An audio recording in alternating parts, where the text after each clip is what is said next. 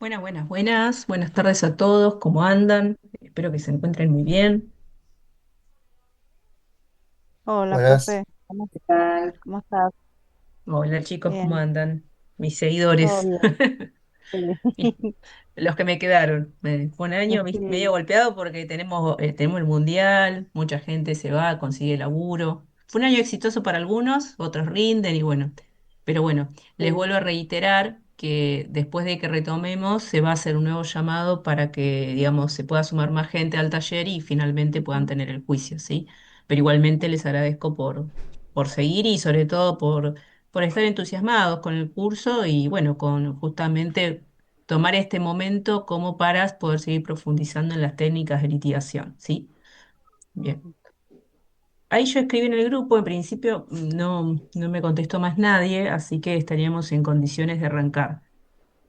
Por ahí yo me quedé pensando en la última vez que nos conectamos, que por ir a clase pasada llegamos a ver el aspecto teórico de la incorporación de prueba material, pero nos faltó ver algo práctico. Entonces, como están, en vez de arrancar un tema nuevo, me gustaría terminar de cerrar ese aspecto, así en todo caso les queda grabada la clase, ¿sí?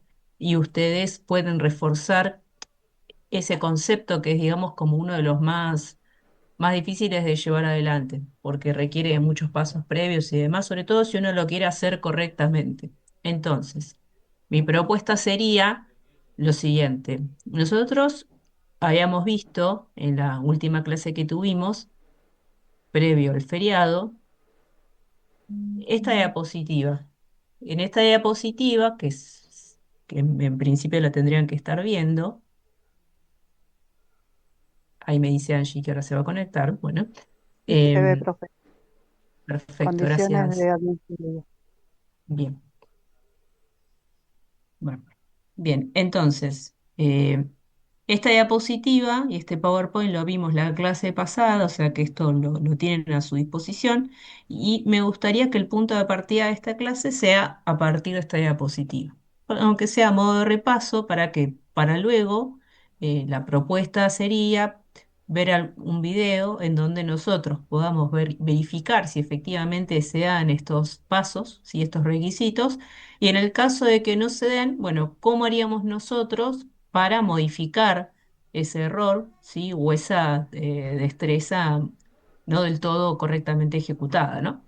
Entonces, habíamos dicho que esto venía digamos, de algo más atrás que habíamos trabajado y que tenía que ver con la circunstancia de cómo incorporamos prueba material, ¿no? Que nosotros habíamos dicho en líneas generales que se regía todo lo que tiene que ver con la incorporación de objetos al proceso, seguía por la lógica de la desconfianza. Es decir, las partes y sobre todo el jugador, ¿sí? En este caso sea jurado o sea juez profesional, no tiene por qué creer en nuestras afirmaciones. Entonces, la lógica de la desconfianza indica que quien alega debe probar. Bien, pero esa directiva de que quien alega debe probar está enderezado, por supuesto, al Ministerio Público Fiscal, porque es quien tiene la carga de llevar, digamos, de ejecutar todo lo que es la acusación de un delito contra una persona, ¿sí? Y para hacerlo tiene que cumplir ciertos requisitos, ¿sí? Dijimos que también que esta prueba material era aquella que formaba parte del hecho, ¿sí? Que no era cualquier elemento, sino que era un elemento relevante y que formaba parte de algún elemento del tipo penal, ¿sí? Y que para que ese elemento pudiese ingresar correctamente al juicio oral y público era necesario que nosotros previamente como litigantes elijamos algún testigo para que pueda incorporar efectivamente ese elemento, ¿sí? Acá esto es importante por lo siguiente, porque dentro de la lógica del sistema acusatorio son las partes las que van produciendo toda la prueba, el juez técnico es un mero espectador, solo va a estar, digamos, para resolver alguna que otra incidencia que se genere, ¿sí? Pero la prueba es de las partes.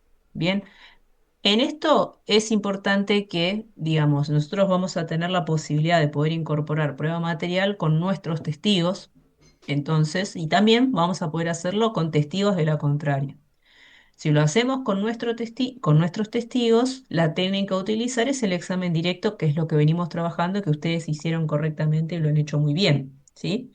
Em, y si tuviésemos que trabajar con testigos de la contraria, el modo correcto sería hacerlo mediante el contraexamen, que es una técnica que todavía no hemos desarrollado en este curso, ¿sí? Entonces, esas aclaraciones. Em, También nosotros hemos manejado un concepto de prueba material, digamos que no se circunscribía solamente a las armas, por ejemplo, sino que también podían ser papeles contables, cheques, que por supuesto va a tener que ver con el delito, ¿no? Que forma parte del objeto procesal. Entonces, también dijimos que la selección del testigo para que ingrese ese testimonio, para que ingrese esa pieza es importante porque ¿qué sucede? Si ese elemento no ingresa, no puede ser utilizado por las partes ni tampoco el juez va a poder valorarlas para llegar a una decisión respecto del caso. ¿Sí? Entonces, esto es importante, que quien alega debe probar que eso es una carga de la fiscalía, pero que además, si no lo hace, nadie se puede referir a ese objeto.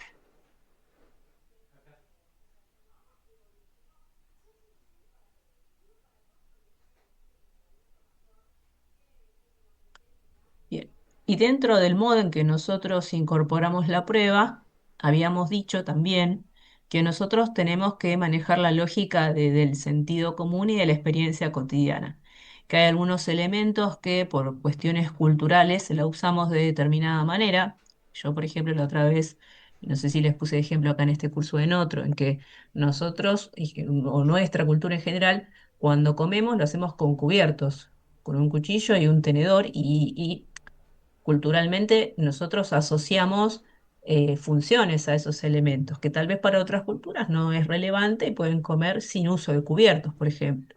Bien, y esos usos que se le dan, que se le dan a los elementos, yo lo tengo que tener en cuenta para cómo los voy a incorporar, ¿sí? Es decir, en general los papeles se suelen usar para escribir algo, tienen que contener algo, o si no, están en blanco, puede ser cualquiera de las dos funciones. Entonces, si yo voy a incorporar algún elemento de esos, por ejemplo, un papel, ¿sí? Lo tengo que incorporar de la manera más común en la que se suele usar. ¿Sí? Seguramente un papel en blanco no sea relevante, pero sí si ese papel tiene contenido, por ejemplo, la fecha cierta, tiene una firma, tiene el formato pequeño como de si fuera un cheque o un pagaré, bien, entonces voy a tener que introducirlo, digamos, con el uso que se le da en la experiencia cotidiana. Y luego también habíamos dicho que dentro de dentro de los documentos también contábamos con, digamos, de prueba material, también podían ser, por ejemplo, filmaciones.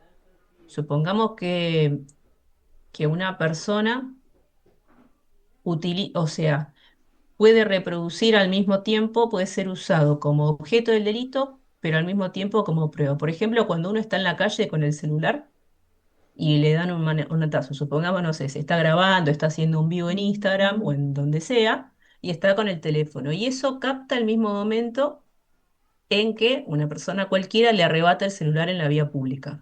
Bien, entonces, por un lado, imaginemos que recupera el celular, se va a juicio oral, se encuentra el culpable y se va a resolver, en ese caso, un delito de robo. Por un lado, ese celular forma parte del hecho, es prueba material porque es el elemento que se le sustrajo a la víctima, ¿sí? Pero supongamos que también en ese vivo pudo haber grabado el momento en que se le acerca una persona, le dice, dame todo, te quemo", y le lleva el celular. Bueno, eso que está contenido dentro del celular también es prueba, ¿sí? Es una filmación. Entonces, en ese caso concreto, ese objeto va a tener que ser usado en dos sentidos. Por un lado, como objeto del delito, como cosa mueble, total o parcialmente ajena, que es sustraída por medio de la fuerza, pero además el video también serviría para acreditar que la autoría, la existencia del hecho, o si se quiere, la autoría, una voz parecida que viene de tal persona o de tal lado. Bien, eso, digamos, son cuestiones que también tenemos que ver cómo las incorporamos. Tal vez para incorporar el celular Bastará con decir, con que la víctima diga, sí, yo tenía un celular, era de color negro, tenía este tamaño, era un iPhone tal, y tal vez esa es la manera correcta de incorporarla. Y en realidad, para recién poder hablar del video, lo correcto sería es que previamente se identifique el celular para poder reproducirlo, ¿sí? Porque todo tiene que tener una lógica dentro de cómo se presenta la prueba y demás. Pues yo, por ejemplo, supongamos, cuento el hecho y lo primero que muestro es el video. Podría hacerlo también, pero digamos, todo lo que es prueba está custodiado, si se quiere, por una serie de protocolos que se deben cumplir a los efectos del juicio oral. Esto es cadena de custodia, quién fue la primera persona que encontró ese elemento, cómo se preservó, cuántas personas intervinieron. Todas las personas que intervienen en el secuestro de elementos tienen que firmar en qué momento la hallaron, si se hizo una pericia sobre eso, en qué momento y qué experto participó. Después, si se dejó depositado en algún lado, bueno, quién fue la persona que lo recibió en ese estado. Y la última persona que lo tiene es, digamos, ahí sería el último eslabón que cierra todo el recorrido que hizo esa prueba durante el proceso penal. En general, cuando los fiscales, por citar un ejemplo, hacen referencia a los elementos sustraídos que fueron recuperados, esos elementos se preservan hasta la etapa de juicio oral. Bien, y se preserva en las cajas fuertes de la Secretaría, por ejemplo, o hay lugares en donde tienen ya directamente una Secretaría de Efectos personales y digamos, cuando ya cumplen con todas las pericias al respecto, las dejan resguardadas ahí hasta que dentro de un año o 2 años se haga el juicio oral y recién el fiscal lo requiere al depositario, ¿sí? Y luego con eso eh, lo va a pedir exclusivamente a los efectos del juicio oral para su producción, ¿sí? Para que el jurado lo vea, lo valore y demás.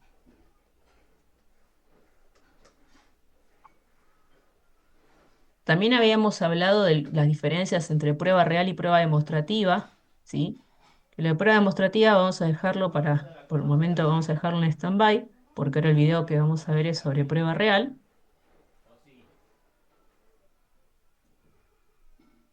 Y vamos a terminar con esta diapositiva que marcaba los pasos a seguir, ¿sí? Que era el litigante, que es quien va a incorporar un elemento, tiene que elegir al testigo idóneo. Ese testigo, ¿sí? Su relato tiene que surgir la descripción del objeto o documento que se pretende incorporar. Luego tiene que dar cuenta de qué manera sabe que ese elemento es el mismo al que hizo referencia y no otro. En cuarto lugar, tiene que utilizarse ese elemento en el relato, es decir, bueno, hay un arma, bueno, ¿y dónde estaba el arma? ¿Cómo se usó? ¿Quién la tenía? O sea, tiene que estar contextualizado el uso de ese elemento dentro del hecho, ¿no? Y el quinto paso es que luego de que el litigante le pregunta todo lo que necesita el testigo sobre ese elemento, en ese momento, cuando ya no hay nada más por preguntar, le va a requerir al juez técnico, le va a requerir que quede incorporado como prueba. Cuando pide la solicitud de que eso quede incorporado como prueba, eso va a generar dos consecuencias. La primera es que ahí recién va a poder quedar incorporado al debate. ¿Por qué? Porque a partir de ahí, si la contraparte tiene preguntas, bueno, la contraparte podrá usarla y podrá hacer el derecho a confrontar a los testigos de cargo, por ejemplo, si se trata de la defensa. Y una vez que hace uso de ese derecho o no lo hace porque no le sirve preguntar sobre eso, ya forma parte de los objetos a valorar por parte del jurado. Eso como primera consecuencia. Y lo segundo, que una vez que ese elemento ya se incorporó con el testigo idóneo, eh, con posterioridad se le puede preguntar a otro testigo por ese elemento en tanto y en cuanto lo haya visto por alguno de sus sentidos, ¿sí?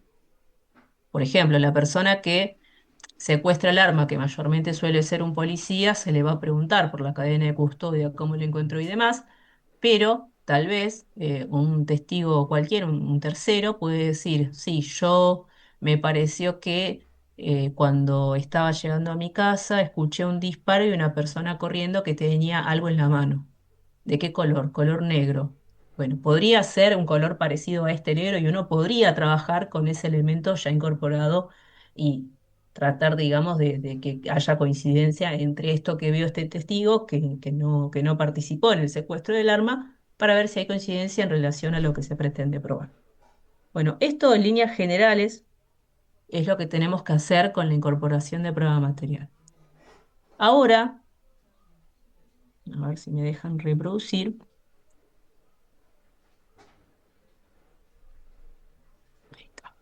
Ahí está. Ahí dejé de compartir el PowerPoint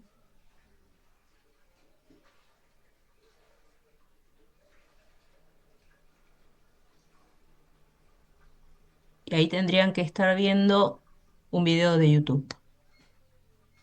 Bien, ahora le voy a poner audio Se acá. ve. Gracias, Zulema. Acá lo que vamos a hacer es lo siguiente. Como es un examen directo largo, ¿sí? Yo ahora viendo este tema con ustedes me di cuenta que hay todavía un tema que no vimos, que es el de peritos y testigos expertos, que igualmente no, ya con lo que venimos trabajando, no, hay cosas que ustedes ya pueden manejar, pero ese tema específico lo vamos a ver más adelante, ¿sí? Pero digo, ustedes van a ver que este testigo que va a venir ahora es un testigo que da muchas precisiones, así que ya se los adelanto, es una testigo que tiene cierto conocimiento experto y que por eso está habilitada para hablar de determinadas circunstancias, ¿sí? Que, vuelvo a insistir, los testigos comunes no pueden emitir opiniones ni conclusiones respecto de ninguna materia y solo pueden referirse a lo que percibieron por sus sentidos. Pero los testigos expertos y los peritos pueden emitir opiniones y conclusiones respecto de sus áreas de experticia. Bien, entonces, eso, teniendo en cuenta esa diferencia, vamos a ver el video. Este es un caso en el que eh, se divide, si se quiere, en varias escenas.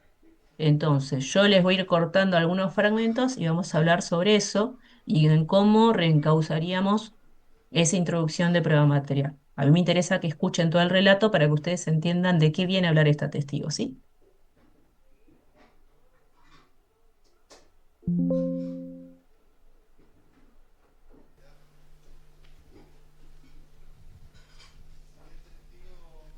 Siguiente Sí, testigo de la la fiscalía. fiscalía llama a declarar a Julieta Mancini.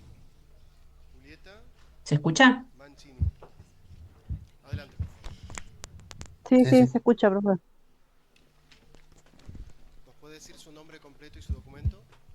Julieta Mancini y mi documento es 38.818.523. Muy bien. Julieta, le hago saber que usted va a prestar testimonio en un juicio criminal, un juicio oral y público, que se le sigue al imputado Matías Gómez. Al declarar en esta audiencia de que tiene que declarar bajo promesa o juramento de decir verdad, y en caso de que falta la verdad en su declaración, en todo o en parte, estaría cometiendo el delito de falso testimonio que puede llegar hasta 10 años de prisión en caso que declare falsamente en contra del imputado. ¿Jura o promete decir verdad de acuerdo a sus creencias? Sí, juro. La fiscalía tiene su testigo. Gracias. Julieta, te pido, le cuentes al jurado a qué te dedicas vos. Buenas tardes. Bueno, yo soy técnica en escena del crimen y me dedico actualmente y desde hace 8 años a la tarea de investigación dentro del Ministerio Público Fiscal. Bien, ¿podés explicarle al jurado en qué consiste la carrera de Tecnicatura en Escena del Crimen? Consiste básicamente en el estudio justamente de las escenas del crimen, el lugar donde ocurrió un hecho presuntamente delictivo, y consiste no solamente en la recolección y el levantamiento de evidencias, sino también en la lectura de esa escena para poder generar hipótesis de sospechosos para poder seguir la investigación. ¿Qué edad tenés vos? Yo tengo 30 años. ¿No tenés mucha experiencia en este campo? Como le digo, cuento con 8 años de tarea de investigación y anteriormente estuve trabajando en el área forense de manera administrativa del Ministerio de Seguridad. Y en ese trabajo anterior, ¿a qué te dedicabas puntualmente en el área forense? Y yo estaba en contacto de todas las cuestiones de investigación de casos criminales, ya sean homicidios, robos, violaciones, es decir, que estoy empapada en la materia penal. Bien, y tu familia, tengo entendido que no estás casada ni tenés hijos. No estoy ¿Es casada, no correcto? tengo hijos, tampoco tengo ¿Te padres vivos. dedicas exclusivamente al trabajo? Así es.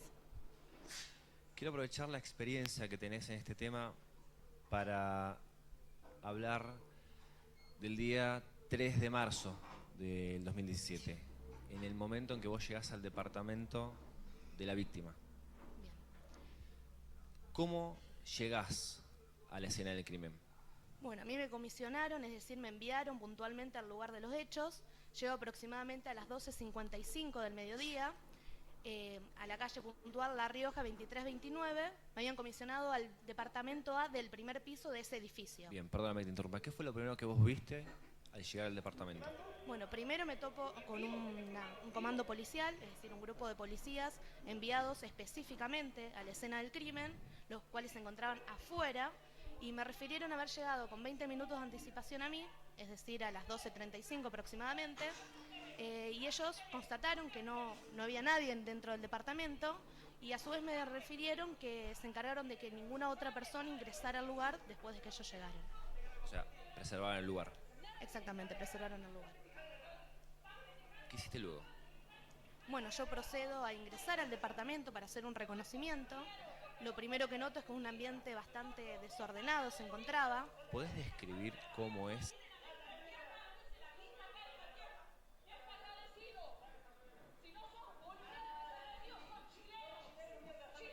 Ahí se me tildó a mí, ¿eh? Zulema, quedaste como coanfitriona por las dudas. Sí, admití a 3 ya, creo. Ah, buenísimo. Está. Vamos de vuelta, ¿eh? No sé por qué se cortó.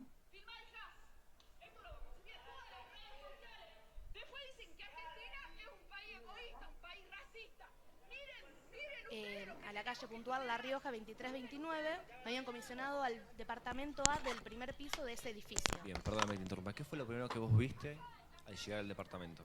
Bueno, primero me topo con un comando policial, es decir, un grupo de policías enviados específicamente a la escena del crimen, los cuales se encontraban afuera, y me refirieron haber llegado con 20 minutos de anticipación a mí, es decir, a las 12:35 aproximadamente, y ellos constataron que no había nadie dentro del departamento, y a su vez me refirieron que se encargaron de que ninguna otra persona ingresara al lugar después de que ellos llegaran.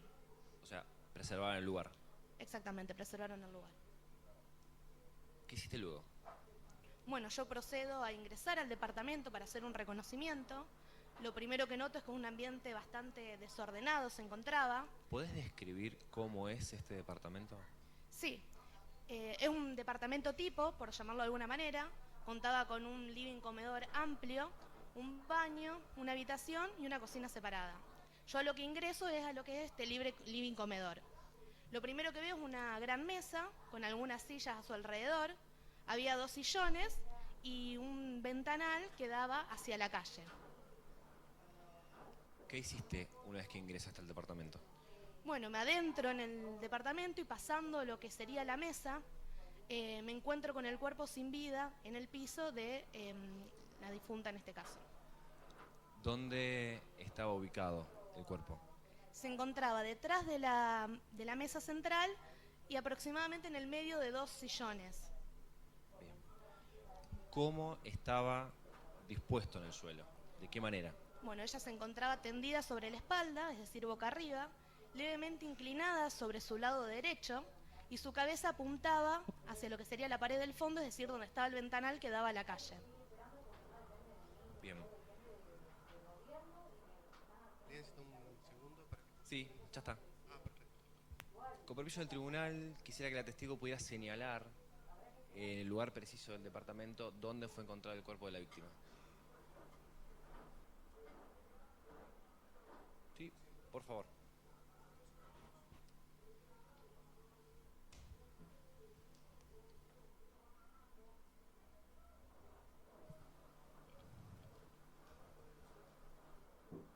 Bien. Nuevamente aquí se encontró. Julieta, ¿vos por dónde ingresaste al departamento?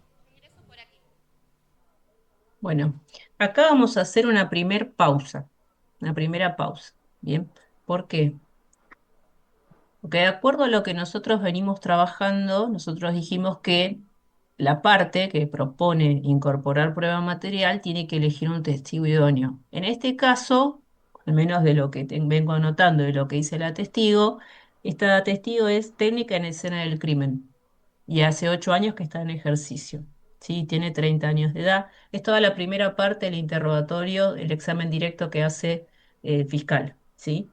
Ahora, vieron que en un momento él empieza a preguntar por las diligencias, o sea, cómo había encontrado el lugar, ella lo empieza a describir. Bien. Para poder incorporar este elemento, suponga, este es un croquis, no se ve muy bien, ahora después en otro tramo se ve un poco mejor. Este es un croquis de la escena del crimen, ¿sí? Aparentemente hubo un homicidio, en principio por lo menos apareció una mujer muerta con una herida de bala, ahora lo van a ver, ¿sí? Ahora, si bien la testigo hizo referencia a cómo se encontraba el lugar, ¿sí? Acá falta algo, y es que no sabemos si esta testigo fue la que hizo el croquis o si este croquis lo hizo antes otro testigo. Entonces, por eso voy a hacer la aclaración. Si este croquis lo hizo otro testigo y ya dio cuenta de cómo lo hizo, en qué circunstancias, si lo hizo a escala, si no lo hizo a escala, este examen directo en esta parte está bien hecho, porque a ella no le correspondería dar cuenta de cómo se hizo y de las condiciones de admisibilidad de la prueba. ¿Por qué? Porque ella intervino en un momento posterior, digamos. Y en realidad lo que sucede es, mayormente en todos los delitos, eh, por no decir casi, sí, por no decir todos, sí, sucede en la mayoría. ¿Qué se hace? Se hace un croquis del lugar del hecho, ¿no? Por ejemplo, si un imputado vive en determinado lugar, bueno, en dónde vivía esa persona, cuáles son las calles que lo cortan y demás. Que ese sería el lugar para poder ubicarlo, ¿sí? Al presunto culpable.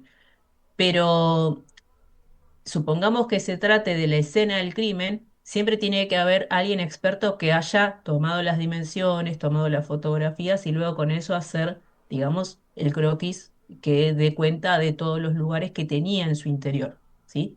Entonces, si, si esta testigo, además de todo lo que dice que ve en el lugar del hecho, hacia además de ello hubiera hecho el croquis, la primera pregunta que tendría que haber hecho el agente fiscal es preguntarle sobre las diligencias que hizo. Bueno, ¿cuáles son las diligencias que hizo? Bueno, yo hice un croquis, entré en el lugar, me entrevisté con tal, secuestré prueba y demás.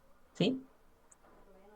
Ahora, si esta testigo no intervino en esa secuencia, es correcto, sí, que directamente le exhiba esta prueba material, si se quiere, y la testigo pueda expedirse sobre el lugar. Por eso quiero aclararlo. ¿Se entendió? ¿Hay alguna duda respecto a esto? Pues esto tiene que ver con el aspecto teórico que venimos trabajando en las clases anteriores. Sí, se entendió, profe. Bárbaro. Bien. Bueno, seguimos. Bien. ¿Y el cuerpo de la víctima dónde estaba ubicado? ¿Es correcta esa imagen? Es correcta. Bien. ¿Qué otra cosa encontraste? Aproximadamente a 1,5 metros, visto para el lado derecho, tomando como referencia siempre la pared de la puerta, encuentro una vaina servida de una pistola calibre 9 milímetros, ¿Dónde fue hallada? aproximadamente por aquí. Bien. ¿Podés describir con mayor precisión la vaina que encontraste? Bueno, la vaina era, como todos sabemos, bueno, en realidad no todos sabemos, voy a ser lo más explícita posible, una suerte de recipiente tubular o cilíndrico que es la que contiene el proyectil y la pólvora para disparar la bala. Esto se encuentra dentro de una pistola y una vez que se efectúa un disparo, el mismo se cae. ¿Qué hiciste con esa vaina? Fue levantada y secuestrada conforme corresponde. Cuando decís conforme corresponde, te pido que le expliques al jurado cómo es el procedimiento de resguardo de esa evidencia. Bueno, uno tiene que, obviamente, tener guantes, en ningún momento entrar en contacto directo con la evidencia para un eventual relevamiento de huellas y demás, y fue colocada dentro de una bolsa de seguridad, también completamente impermeabilizada, y fue identificada con un número de la evidencia recabada. Si yo te exhibiese ese objeto, ¿vos podrías reconocerlo? Sí, claro. Con permiso del tribunal, quisiera exhibirle a la testigo el objeto identificado como objeto material número 1 a los fines de su reconocimiento. Sí, por favor, para continuar el interrogatorio. Ninguna objeción en la medida en que se nos exhiba previamente.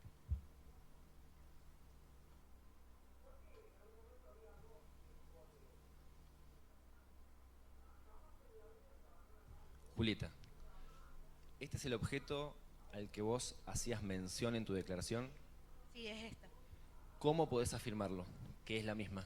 porque se encuentra dentro de la bolsita en la cual yo la coloqué, porque tiene el número que corresponde a la evidencia levantada. Solicito al tribunal la incorporación de la evidencia material como prueba en el juicio. Julieta, ¿cómo continuó el procedimiento? Bien, acá vamos a hacer otra pausa. Estoy media pesada, pero me gusta ser concisa en algunos momentos que entiendo que a ustedes les puede llegar a servir. Bueno, vean en primer término que esta testigo ya, digamos, una primera conclusión que uno podría hacer es un testigo que tiene mucha información. Ya en una primer parte, ahora le hago un resumen a Laura que se pudo conectar, en una primer parte la testigo se refiere a qué era lo que había dentro del lugar del hecho, cómo se disponían los sillones, el cuerpo y demás. Y ahora este segundo momento hace referencia a una vaina servida. Entonces, ¿vieron que el fiscal le pide precisiones acerca de qué es lo que es una vaina servida? Bueno, eso es un paso indispensable porque como esta testigo es experto, tiene que acreditar por qué sabe lo que sabe, justamente por el principio de la lógica de la desconfianza, ¿no? Entonces le dice, bueno, es algo tubular que contiene el proyectil, contiene la pólvora, y una vez que la testigo hace referencia a todo ello, le pregunta dónde la encontró y demás, ahí recién el fiscal le dice, si yo te mostrara ese objeto, ¿vos lo reconocerías? Y ella le dice que sí. Pero luego él el fiscal, la respuesta de la testigo, le pide al juez, le dice, solicito a su señoría trabajar con el elemento número uno. Bueno, ese paso es indispensable. ¿Por qué? Porque, digamos, quien es en esas incidencias, ¿sí? Donde tiene que ingresar efectivamente la prueba material, física, tiene que contener la autorización del juez. Entonces, previo a resolver la defensa, le dice, bueno, no hay ningún inconveniente en tanto y en cuanto no las exhiban, ¿sí? Porque eso hace al contradictorio, ¿sí? Justamente, cuando el fiscal le dice, solicito trabajar con la prueba número uno, ese elemento tiene que ser controlado por la contraparte. Por eso el fiscal se levanta, exhibe el elemento, se lo exhibe a la defensa está de acuerdo y el juez le permite formular preguntas en torno a ello. Ahora bien, ¿esto es importante? Claramente que sí. ¿Por qué? Porque si yo soy defensor y le están imputando un hecho tan grave, al menos de lo que da cuenta el caso, ¿sí? De, digamos, de haber usado un arma de fuego y con esa arma de fuego haber matado a otra persona, de mínima tiene que haber una coincidencia entre el elemento secuestrado en la escena del hecho con lo que se le está exhibiendo en el debate, ¿sí? Al testigo.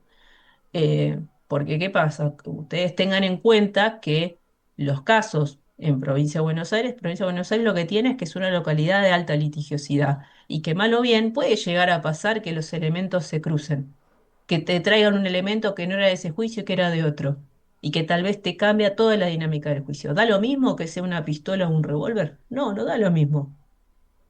Porque yo acredité, porque esto, por eso también se los menciono, porque tiene que ver con el relato del hecho. Si el relato del hecho de este juicio arrancara, por ejemplo, diciendo, Juan Pérez tomó una pistola y le dio 3 disparos, y yo después, cuando le exhibo la prueba, es un revólver, hay una diferencia sustancial entre una pistola y un revólver.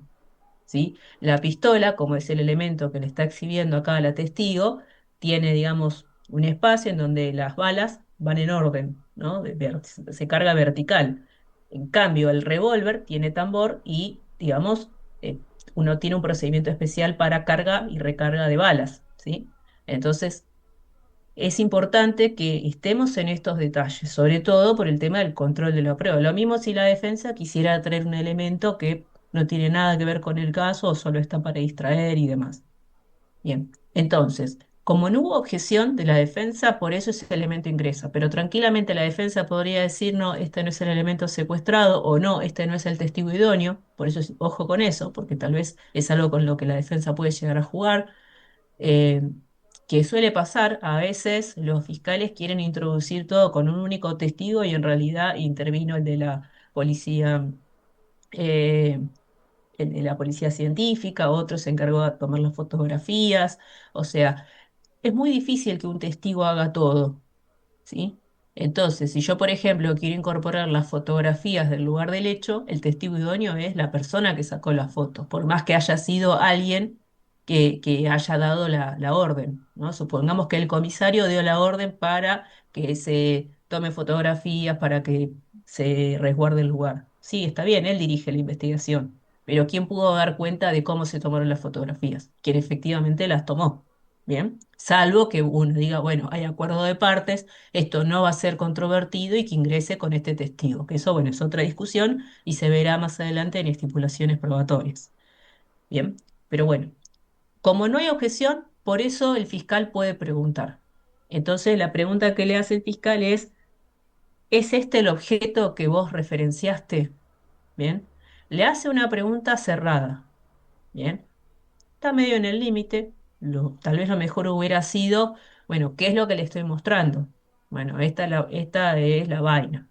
¿Y cómo lo sabe? Esa pregunta de cómo lo sabe, sí la hace. Dice, y lo sé porque está en una bolsa, tiene mi firma.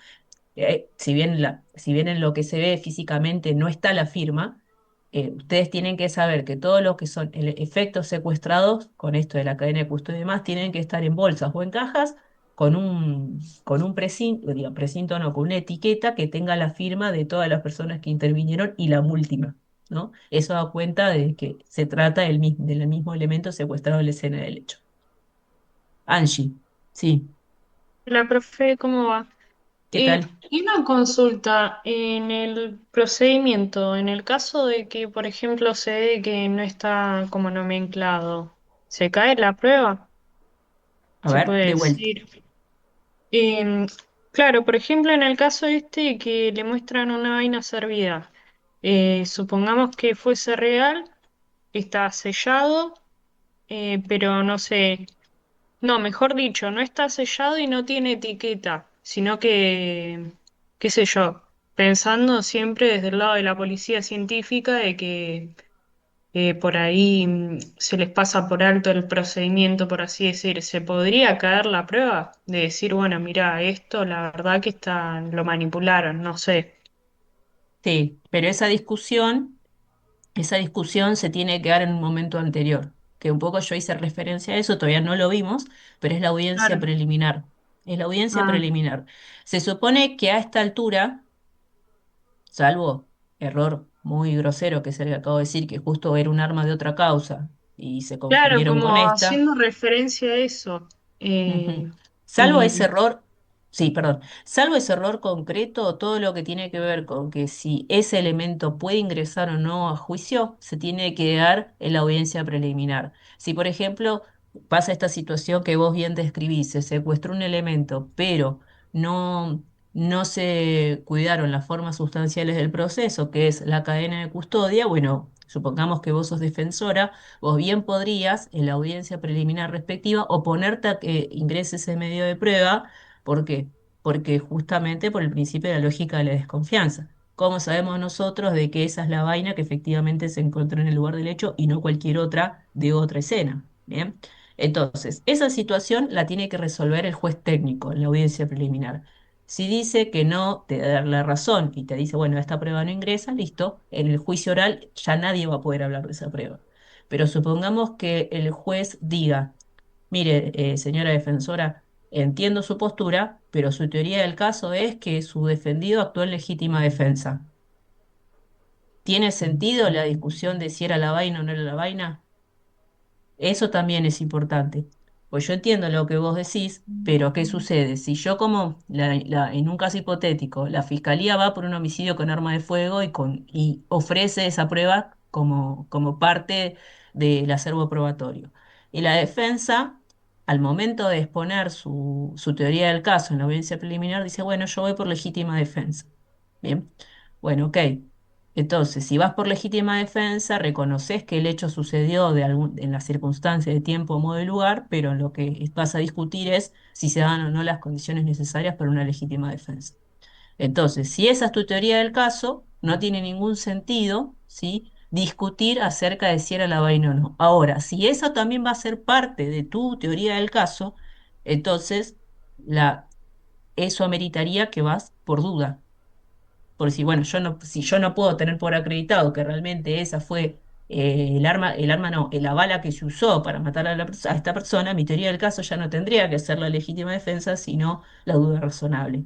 Bien, sería medio complicado ahí meter dos teorías del caso que se excluyen. Bien, pero está buena la pregunta porque, digamos, estas discusiones muchas veces, a pesar de que se resuelven en la audiencia preliminar, luego otra vez, por malas prácticas, se vuelven a reeditar en el juicio oral y público. ¿Sí? También podría pasar, por ejemplo, que puede ser, yo les propongo lo siguiente. Después había otros casos que se han litigado, ¿sí? En donde, casos que hemos litigado en el taller o que hemos puesto de ejemplo, en que muchas veces, ¿qué sucede? Se incorpora un medio de prueba en la audiencia preliminar respectiva. Por ejemplo, no sé, una mancha de sangre, ¿sí? Una mancha de sangre o una huella en determinado lugar. Eso ingresa al juicio oral, pero luego un punto a controvertir es que no se puede determinar con certeza a quién pertenecía la huella. Entonces, ¿es un problema de admisibilidad de la prueba o de credibilidad?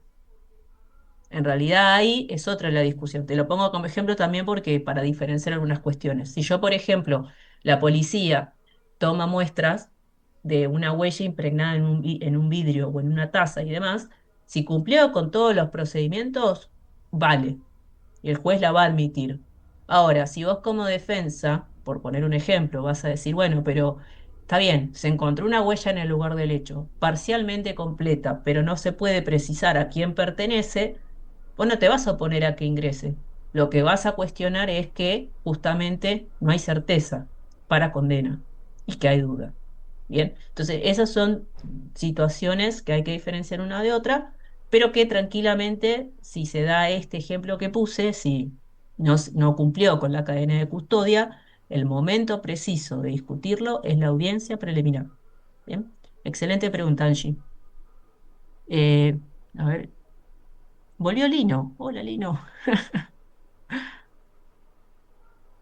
¿Cómo va, Lino? ¿Todo bien? Aprovecho este break. Sí, el caso que mandé Manuela González, que vos ya los litigaste, yo lo mandé a ver si volvías. A ver si volvés. A ver si te capto. Necesitamos litigantes. Bien. Bueno, me alegro que te hayas podido conectar. Bueno, seguimos. Profe, ¿y Entonces, si la cadena esa de custodia que usted menciona ha sido adulterada o no fue llevada a cabo como corresponde, esa prueba no sirve entonces?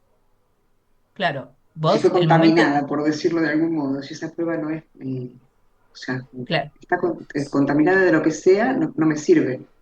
claro, no debería ingresar. Es una discusión que tenés que plantear oportunamente y que el juez tiene que resolver. Si el juez, supongamos que son tres personas que intervinieron en el secuestro de ese elemento y hay dos firmas, te falta la del medio, bueno, es algo cuestionable. Entonces, estará en tu estrategia cuestionarlo y después el juez verá la manera en que confirma ese elemento de prueba o no. Bien, pero la Pero, discusión hay que darla. Sí, perdón, Vero, Lino. discúlpame, ¿este caso lo vas a volver a tratar ahora, después de las vacaciones? Lino, sí, mi idea es esta. Yo les estaba comentando a los compañeros que como ahora quedamos pocos, luego de las vacaciones, mi idea es que se sume más gente, que sería lo ideal. Y si no, si llega a Sí. sumar más gente o no, y los litigan los que están, a mí me gustaría que se litigue este caso de Manuela González.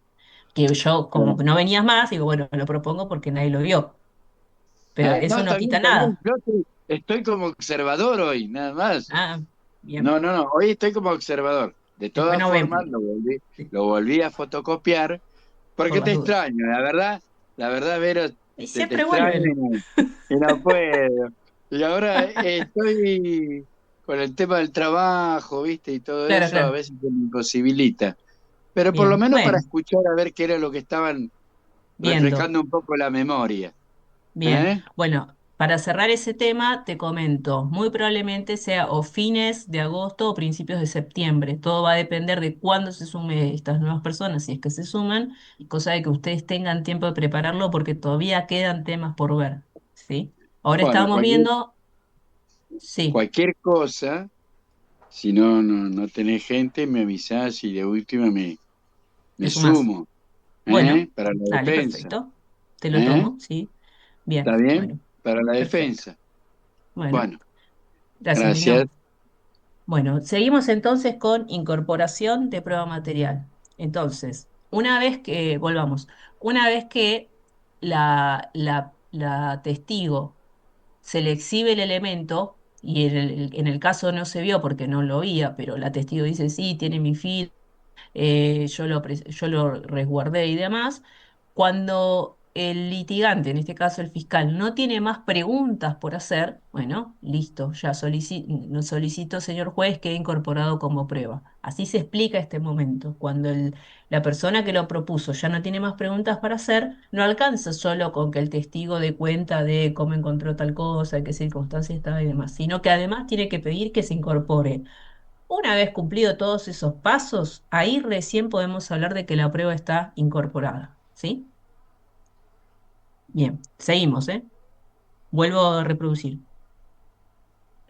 relevamiento del departamento. Esperen que aumento el volumen. Me acerco a mirar detenidamente el cuerpo de Mariana y observo que se encontraba en su mano derecha 2 orificios de bala que responden a un único trayectoria. Tenía un orificio de entrada en la palma de la mano derecha y un orificio de salida en el dorso de la misma mano. Continuando el reconocimiento del cuerpo, observo un orificio de bala de entrada también en la mejilla izquierda de Mariana y en el occipital derecho, es decir, en esta parte de la cabeza, un orificio de salida de la bala. Continuando con el reconocimiento, observo también que hay otro impacto de bala dentro del departamento y este se encontraba en el ventanal al cual yo referí que daba a la calle. Bien, ¿podés señalar en la gráfica dónde está ubicado ese impacto de bala? Sí, se encontraba en este ventanal, acá aproximadamente.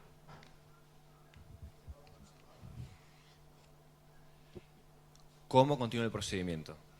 Bueno, al notar este impacto de bala, que daba en una ventana que da a la calle, se procedió a hacer un registro, tanto de la vía pública como de los techos colindantes, pero no se pudo hallar el proyectil que perforó esta ventana. Bien. El registro continuó.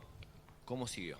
Bueno, luego de observar el cuerpo, levantar la vaina, encontré en el lado izquierdo del cuerpo de Mariana un botón, aproximadamente también 1 metro de distancia podría decir, un botón que aparentaba ser de una camisa de hombre de color azul. ¿Podés ubicarlo en el plano donde fue encontrado esa evidencia? Sí, aproximadamente por aquí. Bien, y finalmente, ¿cómo prosiguió el procedimiento? Bueno, y lo último que se observó dentro del departamento fue una caja de caudales que estaba ubicada en la pared izquierda, como les digo, siempre teniendo como referencia la pared de la puerta. La misma se encontraba parcialmente disimulada por una suerte de respiradero y se encontraba abierta y vacía. Tenía en su cerradura una llave, en realidad un manojo de llaves, que respondían las otras 2 llaves a las respectivas del departamento, tanto de la puerta de ingreso como de abajo. Como fue el único llavero que se encontró dentro de la escena del crimen, se presume que pertenecía a la fallecida. También se intentó levantar alguna huella dactilar de la caja de caudales, pero no se encontró ninguna lo suficientemente nítida o completa como para poder efectuar este cotejo. Bien, ¿qué hiciste luego? Bueno, luego de eso, di por terminado lo que es el reconocimiento del departamento, bajé y me entrevisté con el vigilador, o el guardia si se quiere, del departamento. No pudo aportar mucho, solo que en horas del mediodía vio bajar muy alterada a una persona que refirió ser amiga de la difunta y que le dijo que llame urgente a la policía porque había encontrado muerta a su amiga. A continuación yo me encuentro en el lugar del hecho, es más, en la vereda, a la amiga. ¿Recordás el nombre de la amiga? Sí, Gutiérrez era su apellido. Bien. Yo tengo una breve entrevista con ella y en función a lo que me refiere, que había encontrado a su amiga con anterioridad alterada a la mañana, que luego se topó con Gómez en la calle y que lo vio alterado, yendo hacia la peluquería, es que yo procedo a ir a la peluquería a ver si efectivamente el señor Gómez se encontraba allí. Bien. ¿A qué distancia del departamento está la peluquería? Aproximadamente a 4 cuadras. Bien.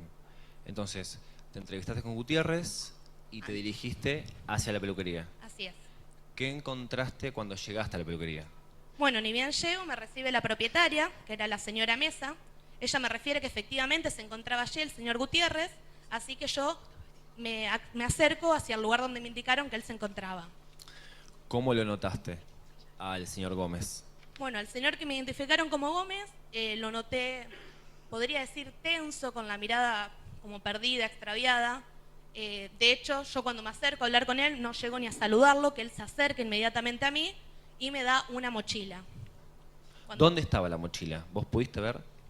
Estaba detrás de un sillón. Él me da la mochila, yo siento algo extraño porque era demasiado pesada para el poco bulto que tenía. Le pido permiso para abrirla y enfrente de él y de la señora Mesa procedo a abrirla. Ahí extraigo lo que es una pistola calibre 9 milímetros, la cual tiene capacidad para 10 balas, de las cuales tenía solamente 9 en su interior y una de ellas se encontraba en la recámara. Bien. ¿Dónde estaba la vaina que faltaba en esa pistola? La vaina se encontraba en el departamento de la difunta. ¿Cómo vos podés justificar esa respuesta? Porque da la casualidad que era una pistola que tenía capacidad para 10 balas, solamente tenía 9, y la bala faltante se encontraba en el lugar donde anteriormente presumimos estaba el señor Gómez. Bien. ¿Qué hiciste con esa arma? Y esa El arma. arma fue secuestrada también conforme corresponde. Cuando decís conforme corresponde, te referís al mismo procedimiento que relataste anteriormente. Así es. Bien. Si yo te exhibiese esa arma, ¿vos podías reconocerla? Sí, claro. Con permiso del tribunal, quisiera exhibir al testigo el objeto identificado como número 2 de la Fiscalía. Adelante. Previa exhibición, por favor, a la defensa.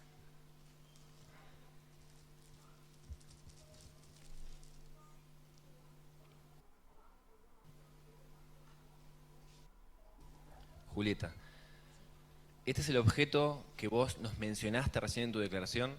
Sí, así es. ¿Cómo podés afirmarlo? ¿Cómo estás tan segura? Porque reconozco la pistola, es claramente una 9 milímetros y está dentro del sobre el cual yo la incorporé y tiene el número que yo misma le puse. Bien. Solicito al tribunal entonces que se incorpore este objeto como prueba material número 2 de la Fiscalía. Adelante. Bueno, acá un nuevo aporte breve, pero bueno, acá vieron la misma dinámica. Primero le pide al testigo que dé cuenta sobre un determinado elemento, dónde lo vio. Ella, si ustedes van siguiendo el relato, está hablando de otro momento. A ver, aguárdame un segundito.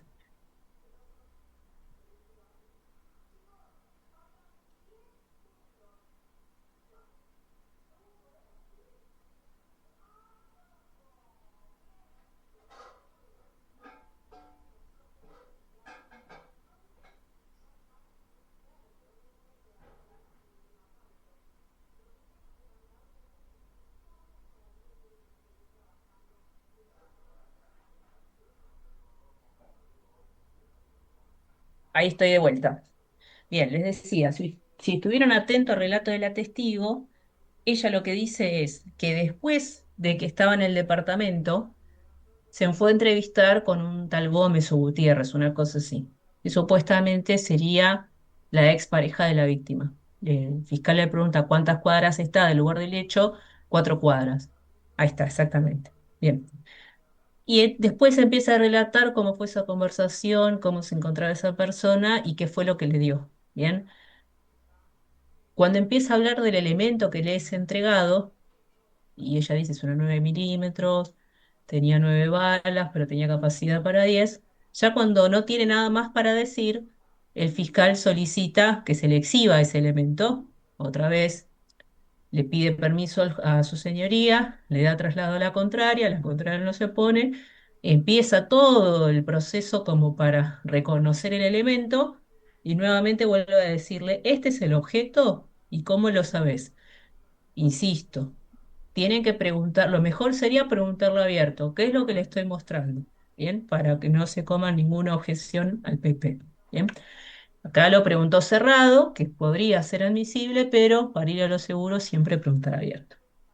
Bien, cuando no tiene que preguntar nada más, solicita la incorporación como prueba. Ahí ya van dos elementos incorporados, la vaina servida y el arma. Todo lo cual nos da la idea de que el croquis no lo hizo ella, sino que lo hizo otro testigo. Bien, sigamos.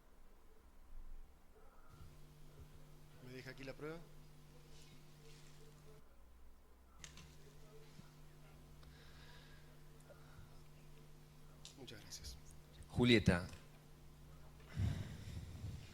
¿qué hiciste luego entonces de secuestrar el arma?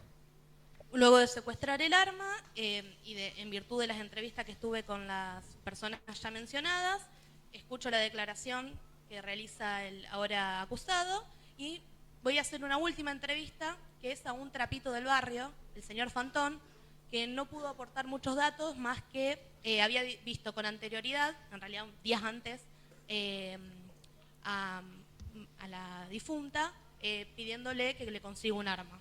Pero mucho más que eso no me pudo aportar. Bien. Quiero que nos detengamos un minuto en las lesiones que presentaba la víctima. Yo te pido que en el gráfico nos ubiques, por favor, las lesiones que vos hiciste mención hace un rato. Bien. Como dije, la primera lesión que constato es la lesión de una bala en la mano derecha, ingresando por la palma derecha. Se puede observar claramente aquí, de frente. Como la lógica lo indica, la misma bala salió por la misma mano, por el dorso derecho, es decir, bueno, tendría que haber sido aquí, se ve que hubo un problema con la computadora, pero la bala ingresa por la palma de la mano derecha y sale por el dorso de la misma mano. Bien, ¿cuál sería la trayectoria entonces de esa bala? Ingresa por el frente de la mano y sale por la parte trasera de la misma mano. Bien, el segundo orificio de entrada entonces, ¿dónde lo ubicás? El segundo orificio de entrada lo encuentro en la mejilla izquierda de Mariela, que sería la que está aquí señalada. Atraviesa de forma transversal la cabeza, saliendo por el occipital derecho de Mariela, que bueno, acá se ve que hubo un mismo problema con la computadora, estaría en esta zona. Bien. Según tu experiencia, las evidencias que fueron... Perdón, que lo corte. Hago una otra interrupción. Bueno, acá por ahí estaría bueno hablar de otro concepto que está relacionado con prueba material. A ver si creo que tengo una preguntita. No, no, es un caso, es otro, no, no vimos este caso nunca en ninguno de los talleres, simplemente es para ver la técnica, ¿sí? Eh, bien, les decía, este tema, o sea, lo que acaba de suceder recién se relaciona con incorporación de prueba material, pero no es prueba material, es apoyo gráfico, ¿bien? El apoyo gráfico es algo distinto a la prueba material. Porque la prueba material era la vaina que se encontró, el arma. ¿Eso qué hace? Que forme parte de qué delito? Del delito de homicidio, del hecho típico, ¿sí? Entonces, sí o sí, eso tiene que estar guiado por este procedimiento que vimos. El apoyo gráfico no es prueba material. Simplemente lo que sirve es acompañar el relato del testigo. ¿Ven? ¿Y cómo se da esto? Bueno. En general, esto lo suelen usar también los médicos. Cuando los médicos hacen autopsias, además de hacer todo el informe por escrito, todo el dictamen pericial, que después ya lo van a ver, muchas veces se suelen usar esquemas de trabajo que pueden ser figuras humanas o pueden ser huesos, por ejemplo, si se trata, no sé, cuando hay una quebradura expuesta, bueno, hay cosas que sirven para clarificar el relato, ¿sí? Esto debe ser, no vi todo el juicio, pero sí debe ser relevante para alguna que otra cuestión. Por eso le están trabajando, ¿sí? Entonces, la testigo lo que dice es, bueno, yo le vi dos lesiones, una en la mano y otra en la mejilla. Entonces, para que le quede claro al jurado en qué lugares se produjeron esos orificios, la figura humana es a ese solo efecto, ¿sí? Para dar apoyo a ese relato que viene acompañado. Eso pueden usarlo tranquilamente, por ejemplo, si se trata, no sé, de un robo en la ciudad de La Plata, por ejemplo, para decir, bueno, me robaron en Plaza Moreno. Bueno, traigo una fotografía o si se quiere un, un croquis, ¿no? de la ciudad o una foto que sea más amplia. Y yo digo, bueno, ¿en qué parte de Plaza Moreno te robaron? Y yo estaba posicionada acá, la persona que me sustrajo la cartera vino corriendo de este lado, me manoteó el celular, digo, o la cartera, y después se fue corriendo. Bueno, tal vez esa trayectoria sí sea importante, pero ¿qué sucede? Que eso acompaña el relato de quién? de la víctima, y en este caso de la testigo. No es prueba material, porque, digamos, la prueba el elemento material sería o el celular sustraído o la cartera sustraída, más no el recorrido que hizo el presunto culpable del hecho, ¿sí? Esto simplemente sepan que ustedes también lo pueden hacer, lo pueden trabajar y que se los recomiendo sobre todo cuando es relevante para el caso, ¿sí? Eh, Ahora voy a ver si tengo disponible otro video, pero concretamente se usa, por ejemplo, para citar calles o lugares. Por ejemplo, tranquilamente en este mismo caso, si fuera relevante la distancia entre el departamento y la peluquería, tal vez podría, o sea, si se trata de un hecho real, tal vez la fiscalía podría haber traído un plano de la ciudad, al menos de esa parte, y decir, bueno, ¿en dónde estaba el departamento? ¿En qué parte estaba la peluquería? Como para que quede más claro que era una distancia corta y demás. Bien. Pero bueno, sepan que eso también se los va a plantear su propio caso. En algunos casos va a ser importante, por más que el caso no tenga prueba material, ¿sí? En este caso sí la tiene, pero supongamos que no tuviese prueba material, sí podrían usar ustedes apoyo gráfico para acompañar el relato. Mayormente lo que se estila es avisarle a la contraparte que uno va a usar apoyo gráfico y demás. Y que en este caso, por ejemplo, si el apoyo gráfico va a ser una figura humana, bueno, una figura humana así, lo más como se mostró en el video, que no genere ningún tipo de empatía ni nada con nadie, o sea, que sea algo inerte, porque también podría ser que sea, digamos, se ha pasado también que en algunos juicios por jurados tranquilamente las partes se pueden oponer, por ejemplo, cuando lo que se quiere exhibir es una fotografía de cuerpo entero de la presunta víctima.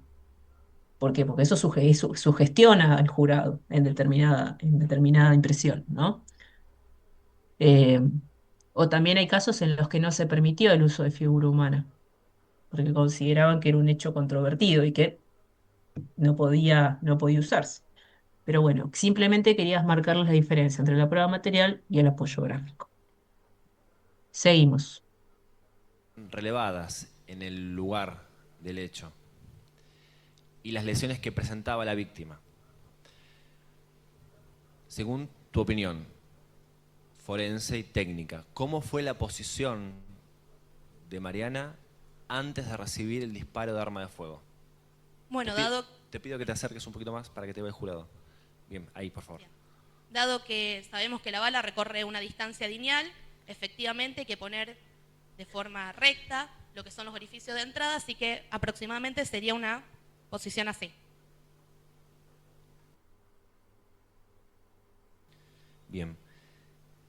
Siguiendo entonces con la misma línea, teniendo en cuenta las evidencias que encontraste en la escena del crimen, los testimonios que recibiste luego, teniendo en consideración el arma hallada, el tipo de calibre y todas las evidencias materiales que están en esta gráfica, ¿dónde podríamos ubicar la posición del tirador en esta escena? Te pido que lo señales con el dedo.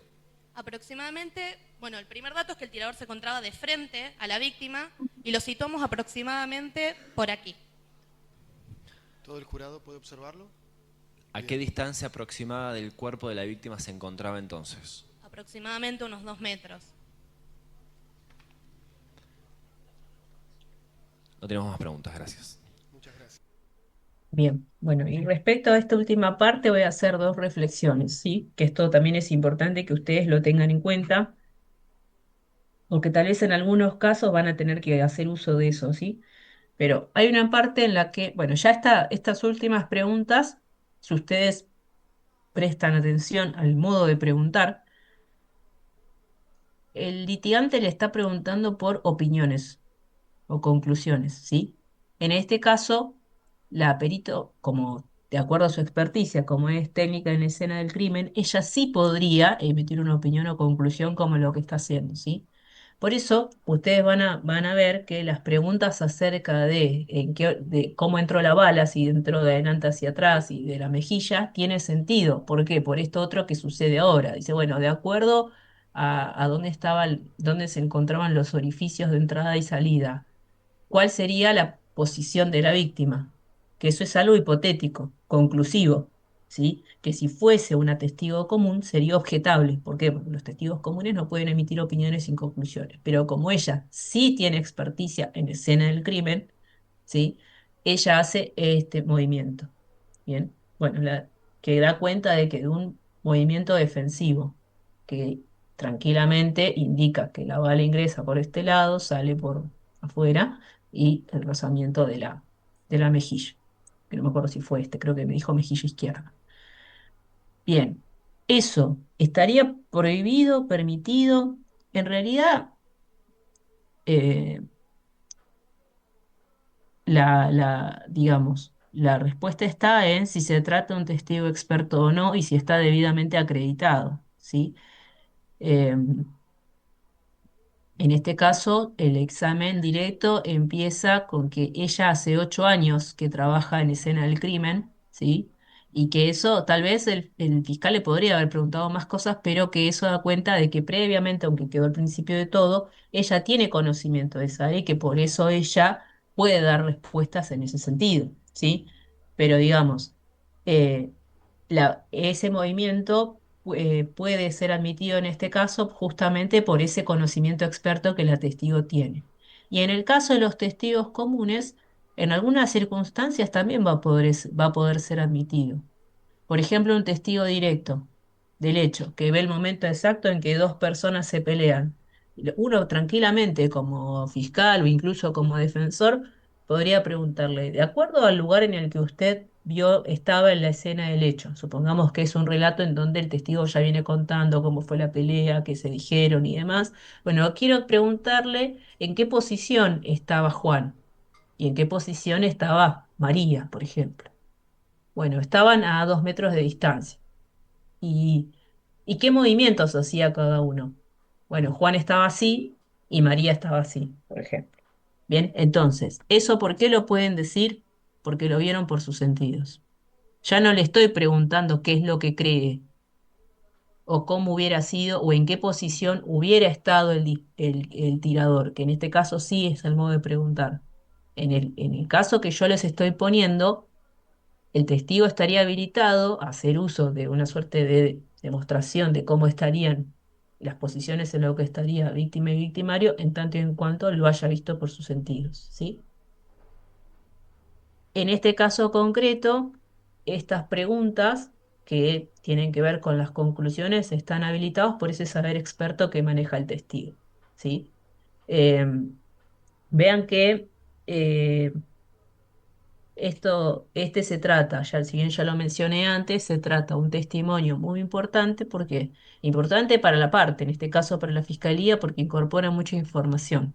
Y este tal vez uno de los desafíos que van a tener ustedes también. No sé si en el caso de Manuela González concretamente, pero en general, ¿qué sucede? Que de a veces hay testigos que cuando declaran, ¿sí? Empiezan por algunos empiezan por el principio, otros arrancan por el final, o algunos van mezclando un datos con otros que no tienen nada que ver, que tiene que ver también entre el momento en el que declara el testigo, con las emociones que atraviesa. Eh, y por eso es importante, es tarea de ustedes poder ordenar ese relato de acuerdo a lo que ustedes quieren mostrar de su teoría del caso, ¿sí? En este caso concreto, lo que se ve es que hay un trabajo previo entre el litigante y el testigo, en donde le dice, bueno, yo te voy a preguntar por esto y desagrega información. Ahora quiero preguntarte por lo que hiciste después. Después, este video yo se los voy a compartir como para que lo puedan volver a ver, que tal vez puedan sacar alguna idea, pero sepan que está desarrollado por tema, va por ejes temáticos, y mayormente trata de que el testigo sea el protagonista, ¿sí? Y trata de hacer preguntas vinculadas con su saber y que quede grabado en la mente del jurado en dónde estaba cada uno, por qué es relevante la vaina, por qué es relevante el arma y demás, ¿sí? Bien, ¿hasta acá alguna duda, consulta, pregunta, aporte que quieran hacer sobre lo que vimos?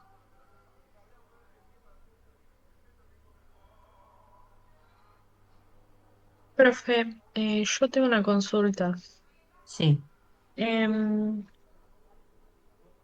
Cuando termina de hablar, o sea, terminan de ver la prueba, digamos, que dicen que, pará, lo tengo anotado acá, ¿cómo es que dice, solicito que quede incorporado como prueba. Eso ya Sí, está incorporado previamente, ¿no?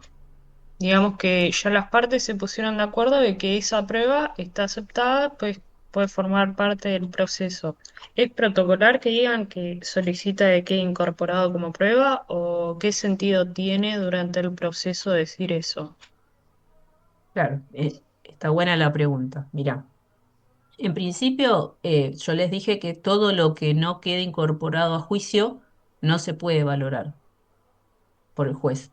Entonces, por eso yo les decía, no alcanza solo, si bien nosotros tenemos etapas distintas, tenemos la investigación donde recolectamos pruebas, la audiencia preliminar donde se discute cuál es la prueba que ingresa y después tenemos el juicio oral. Dentro de lo que es la audiencia preliminar, yo, como parte litigante, como fiscalía y como defensa, voy a decir, bueno, yo voy a ir al juicio con estas 20 pruebas, supongamos, ¿no? Y la fiscalía dice 20 y la defensa dice 15 y los enumera. Estos testigos, esta autopsia, tal, y va enumerando todos los elementos, ¿sí? Ahora bien, ¿qué va a pasar? En el juicio oral puede usar todos esos elementos o no usarlos, ¿sí?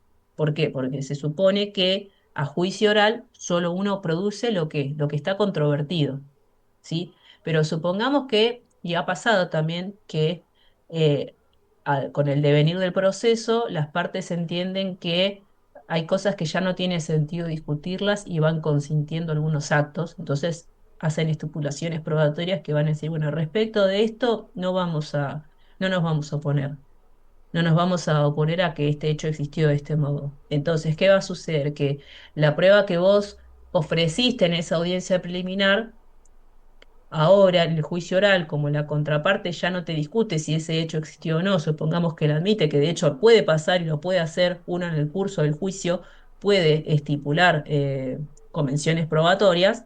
¿Y eso qué significa? Las convenciones probatorias implica que hay hechos que no se van a discutir. Bien, supongamos que vos decís, bueno, yo voy a discutir que se disparó un arma de fuego. Lo discutís, por ejemplo, en la etapa anterior, en la preliminar, y después llegás a juicio y decís, no, está bien, voy a reconocer, obviamente algo medio loco, pero podría pasar, bueno, yo no voy a discutir ahora que sí, se disparó un arma de fuego, pero lo que voy a discutir es el grado de discernimiento que tenía el imputado al momento del hecho. Que vos como defensa no estás atado a una única teoría del caso, ¿sí? Cosa que no podemos decir lo mismo de la fiscalía, ¿bien? Justamente por el principio de congruencia. Entonces, ¿qué te va a pasar? Que de toda esa prueba que se admitió antes, las partes pueden hacer uso o no de ellas. Si hace uso de todas, eh, tiene que decir, bueno, respecto de esta prueba, voy a solicitar que se incorpore como prueba. Bien. A partir de eso, ¿sí? Está habilitada la contraparte para poder preguntar. No es solo protocolar, tiene que ver también con, digamos, que al jurado le quede claro que eso es prueba material y no apoyo gráfico, ¿bien? Que eso es prueba material y no prueba demostrativa, ¿sí? Porque ¿qué sucede? La prueba material está atravesada por el contradictorio. Es decir, la contraparte puede hacer todas las preguntas que quiera respecto de ese elemento que se acaba de incorporar. Y el apoyo gráfico, digamos, la contraparte también podría generar algún tipo de discusión, pero no está, digamos, no está en discusión si existió o no un- una foto de Plaza Moreno, por ejemplo, o un croquis de la ciudad de La Plata. Bien, porque eso sirve solo para acompañar el relato, ¿sí? Y en este caso entiendo que cuando uno dice solicito que esta prueba quede incorporada, solicito que este elemento quede incorporado como prueba, no solo te ordena a vos como litigante, sino que centra la atención en esos elementos. Y que después, si ustedes prestaron atención, por eso también lo relaciono con la pregunta de Angie, los elementos que incorpora como prueba, fíjense que en un momento anterior el juez dice, bueno, que qué incorporado acá. A ver, hay una parte en donde se muestra el escritorio y están las dos cosas que son prueba. Es decir, van a estar, ay, se me pasó, bueno, va a estar el arma y va a estar la vaina servida. Esos dos elementos sí o sí van a tener que ser observados por el jurado. Es decir, cuando el juicio termine, o sea, cuando termine toda la parte de producción de prueba, toda la parte de alegatos, y el jurado se vaya, ahí está, en la mesa. Acá están los dos elementos, ¿sí? Ya cuando el fiscal dejó de preguntar y pidió que se incorpore prueba. A partir de ahí, cuando ya no tiene que preguntar más nada, a partir de ahí y termina el interrogatorio, la contraparte está habilitada para hacer el contra, ¿sí? Y estos elementos que quedó incorporado como prueba, porque efectivamente lo solicitó por el principio de la lógica de la desconfianza, esos elementos sí o sí van a tener que ser valorados por el jurado. El resto del apoyo gráfico no está obligado el jurado a valorarlo, porque es solo para acompañar el relato, pero sí respecto a lo que es prueba del hecho, ¿sí? Bien. A ver, esperen. Bien. Quería ver si había alguna pregunta. No, no hay más. Bien, bueno, esto es más o menos la dinámica que vamos a tener que controlar de algún modo en el juicio que vamos a hacer, ¿sí? Esto es importante que ustedes tengan en cuenta que al hacer la simulación virtual, tal vez ustedes se van a tener que ayudar, uno va a tener que reproducir el video, otro va a tener que hacer el interrogatorio para organizarse. Por ahí es un poco más complicado, pero se ha podido hacer en otras ediciones, ¿sí? Lo importante es que ustedes entiendan que esto, que digamos, no es un simulacro por simular, sino que en realidad tiene una lógica, ¿bien? Entonces, si hasta acá les ha quedado claro esto, ¿sí? Podríamos dar por concluido lo que tiene que ver con incorporación de prueba material.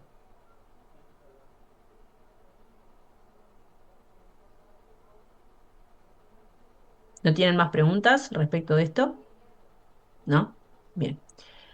Y, y por ahí un dato que surgió, que ahora lo estoy viendo, tiene que ver con que hay algunos aspectos que tal vez ustedes van a tener que interiorizarse de acuerdo al caso que les toque litigar. Por ejemplo, si es un caso con armas y mínimamente van a tener que estudiar por fuera del caso cómo funcionan las armas de fuego, los revólveres, las pistolas, cuál es una trayectoria ascendente o descendente. Bien, ¿y eso por qué es importante? No es lo mismo que la bala ingrese de abajo hacia arriba, porque eso da idea de que la persona que le disparó a otra o estaba en una posición, o era más petizo, o estaba en una posición más baja que la persona que fue disparada. Bien, lo mismo si se trata de un ingreso de un orificio que ingresa desde arriba hacia abajo. Porque eso también, esa trayectoria, eso para que ustedes, o sea, esto ya excede la clase, ¿no? Pero esto, digamos, ¿por qué es importante que ustedes presten atención a estas cosas? ¿Por qué? Porque esa trayectoria que va de arriba hacia abajo también marca un posicionamiento en la escena del hecho. También el tema de las heridas defensivas. Si una persona tiene herida defensiva, que en general es en la mano, pequeños cortes, eso va a dar cuenta de que no hubo una pelea previa. Bien, ustedes sepan que, por ejemplo, en los casos que están dando vuelta en los medios, por ejemplo, hace poco, el caso de Córdoba, de Barrelier, que estuvo en todos los medios hace muy poquito, justamente lo que digamos, se dejó trascender es que debajo de las uñas de la víctima había dos perfiles genéticos. Bien, bueno, eso da cuenta de que la víctima se resistió, de que ese material genético, por más que no haya un testigo directo del hecho, al principio, por ahora, ese perfil genético tiene que ser sometido a peritación y puede llegar a arrojar una conclusión que nos permita dar con los verdaderos autores del hecho, ¿sí? Entonces vean que los casos hay que estudiarlos no solo de la letra muerta del papel, sino también de cómo nos auxilian el resto de las ciencias, la medicina, todo lo que tiene que ver con armas. eh, bueno, el caso de Manuela González tiene muchas cosas de los grados de alcohol en sangre que tal vez no lo han visto nunca y tal vez es una buena oportunidad para verlo ahora. Cómo, cómo se prueban los casos en donde se discute la emoción violenta o la inimputabilidad, qué son los aspectos que ustedes tienen que merituar, ¿bien? ¿Qué teorías del caso tengo que manejar ante un caso de inimputabilidad? ¿Sí? O sea, desde la óptica de la fiscalía, desde la óptica de la defensa, ¿bien? Eso como para que ustedes vayan pensando en que estos elementos que están incorporando ahora la destreza de litigación, cómo pueden servir para proyectar su caso. para acompañar el caso penal, desde el rol que les toque.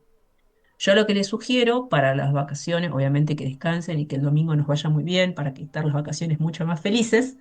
La idea sería que, bueno, ustedes puedan leer el caso de ambos roles, porque todavía no tenemos definidos los grupos. A mí me interesaría que todos puedan continuar. La verdad que es un grupo muy lindo, muy participativo. La idea es que ustedes puedan leer el caso de ambos roles y vayan viendo, ¿se acuerdan cuando hicimos el cuadro de teoría del caso? Bueno, cuáles son las fortalezas y debilidades. Si fueran fiscales, bueno, el caso no dice cuál es la imputación.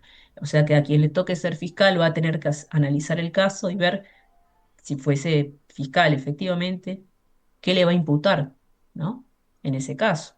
Y hacer un relato. El caso igual después se los iba a comunicar, pero quienes tengan que hacer de fiscales van a tener que hacer un relato breve del hecho y una calificación legal. Y eso se lo van a tener que dar a conocer en un tiempo determinado a la defensa, para que la defensa, de acuerdo a eso, pueda proyectar cuál es la teoría del caso que va a desempeñar. ¿Bien? Pero que quiero dejar de compartir este video. Y ahora, en estos últimos minutos que faltan, y que me quiero, quiero buscar un archivo que tenía dando vueltas por acá, a ver si se los puedo proyectar.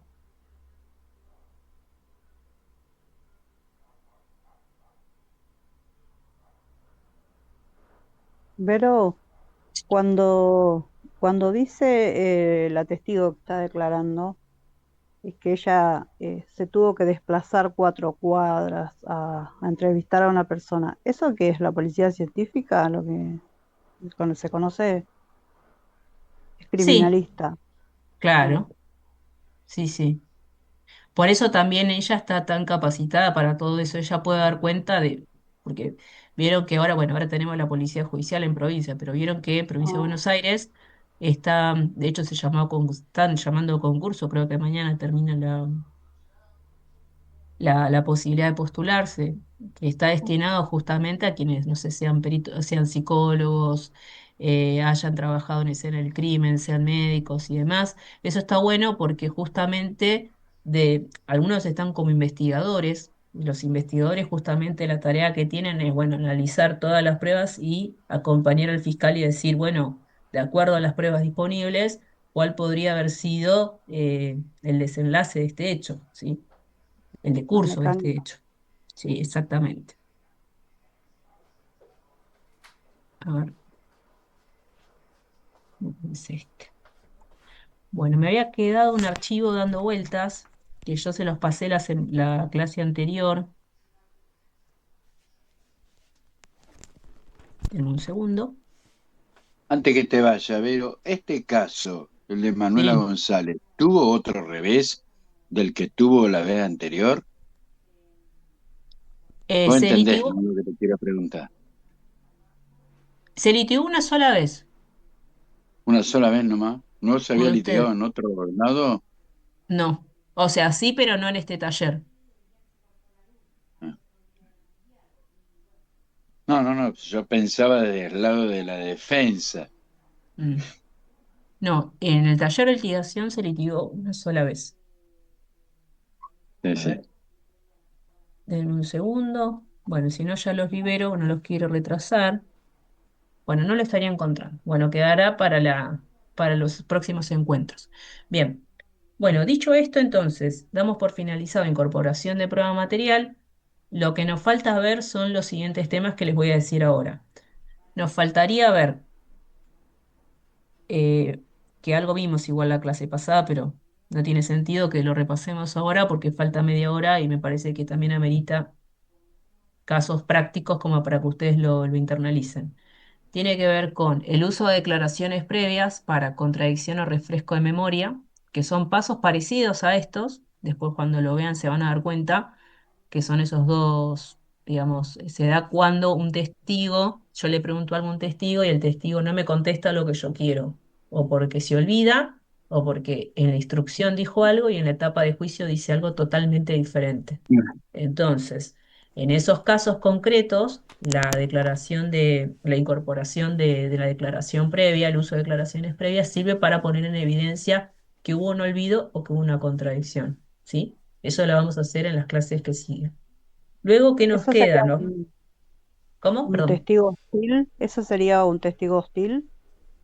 No necesariamente, el testimonio hostil es otra cuestión que alguna referencia hice, pero que puede derivar, el uso de declaraciones previas también puede derivar, cuando no nos sale como queremos, puede derivar en pedir que se trate a un testigo como testigo hostil.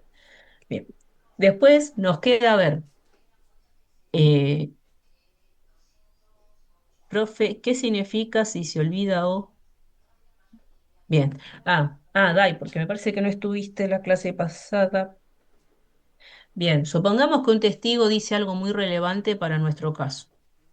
Bien, es decir, supongamos que el caso de la fiscalía, supongamos los casos de flagrancia, ¿no? O de cuasi flagrancia. Supongamos roban un kiosco, el, el dueño del kiosco avisa a la policía de que una persona con ropa roja, gorra negra y pantalón de jean entró al local, le exigió todo lo que había en la caja y se fue corriendo en dirección a calle 7. Supongamos que estamos cerca de la FAP, ¿no? De La Plata. Ese es el relato del dueño del kiosco, ¿sí? Es un caso de cuasi flagrancia, ¿por qué? Porque nadie lo persigue todavía y en el llamado la policía lo empieza a buscar, ¿bien? Supongamos que la policía recibe el llamado y interviene inmediatamente y a las pocas cuadras del lugar encuentra una persona con similares características, la misma gorra, la misma campera y el mismo jean. Bien, eso va a ameritar que en este caso concreto se aplique el procedimiento de flagrancia, ¿sí? Que son plazos más cortos, que esa es la diferencia que tiene con el juicio ordinario, que son plazos más cortos para todo, para la libertad, para el juicio, para todo. Bien, independientemente de que a esta persona le encuentran en cercanías del lugar del hecho y con vestimentas similares, se va a hacer el juicio oral. Entonces, supongamos que en el juicio oral, si bien el procedimiento indica que tiene que hacerse en un plazo breve, supongamos que el juicio tarda en llegar y se hace un año después, 2 años después, ¿sí? Y tenemos al dueño del kiosco que dio todo ese relato en la instrucción acerca de la vestimenta de esa persona. Gorra negra, pantalón de jean azul y campera roja, ¿sí?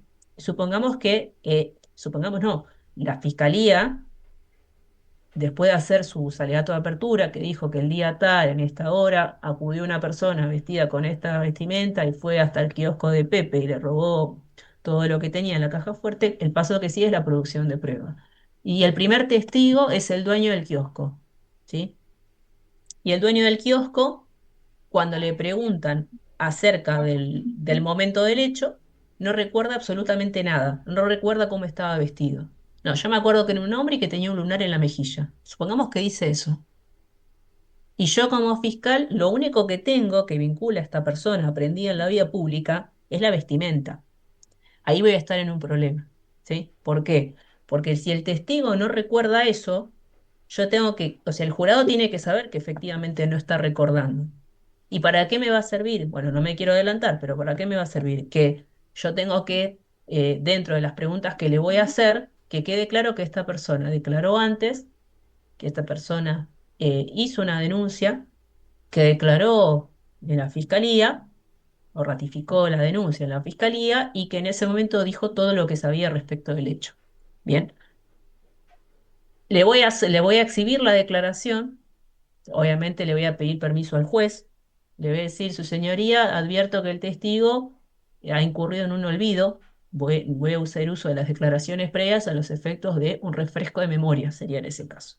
Y el procedimiento a seguir es similar al de prueba material. Se le tiene que dar traslado a la contraparte para que controle ese fragmento que yo les quiero exhibir. En este caso concreto estamos diciendo gorra negra, campera roja, pantalón de jean. Bien. Si la defensa está de acuerdo que efectivamente hubo un olvido, o sea, no hay oposición, el juez va a resolver, ahí recién estoy habilitado para yo como litigante poder exhibirle su declaración previa. ¿Y eso por qué? Porque en la lógica del sistema acusatorio el expediente no existe. Solo se le puede exhibir a los testigos, o sea, material, papel, ¿sí? Sus declaraciones previas por dos motivos. O se olvidó o se contradijo. Fuera de esos motivos, no hay manera de que el testigo pueda leer su declaración previa. Bien, supongamos también esto se hace extensivo a la autopsia, ¿sí? Al dictamen pericial, no a la autopsia en sí. Esperen que hay alguien que está con el micrófono abierto, no alcanzo a Y ver. si Ahí, en ese caso, Verón, sí.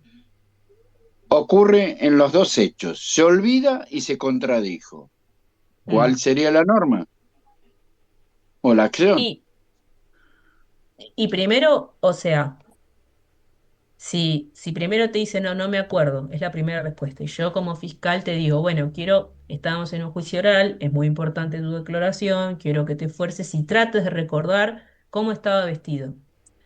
De qué color era las prendas que vestía. Bueno, la gorra era verde. Supongamos que te dice eso. Entonces tenés primero que se olvidó y después te dijo otro color. Entonces, ahí lo que vos tenés que ir por parte. Entonces decís, bueno, advirtiendo que el testigo incurrió en una contradicción, voy a solicitar a su señoría trabajar con su declaración previa. Y en ese caso concreto de que te dice gorra verde, lo único que vos le vas a poder exhibir es la gorra, el fragmento de su testimonio anterior por escrito que dice que la gorra era negra. No le puedes exhibir nada más. La contraparte lo controla y luego formulas la pregunta. Que obviamente eso tiene un procedimiento específico, el testigo lee para sí mismo, o sea, no lo lee en voz alta, lee esa parte que se olvidó o en este caso, perdón, que se contradijo, si se contradijo lo lee en voz alta, que esa es la diferencia, por eso lo quería ver más adelante, dice, bueno, quiero que leas en voz alta este fragmento. Entonces, bueno, el día tal yo estaba en el kiosco y se acercó una persona con gorra negra. Y supongamos que ahí lo lee el testigo en voz alta. Bueno, o sea, señor, ahora, señor testigo, con lo que acaba de decir, la gorra, ¿de qué color era? Ah, era negra.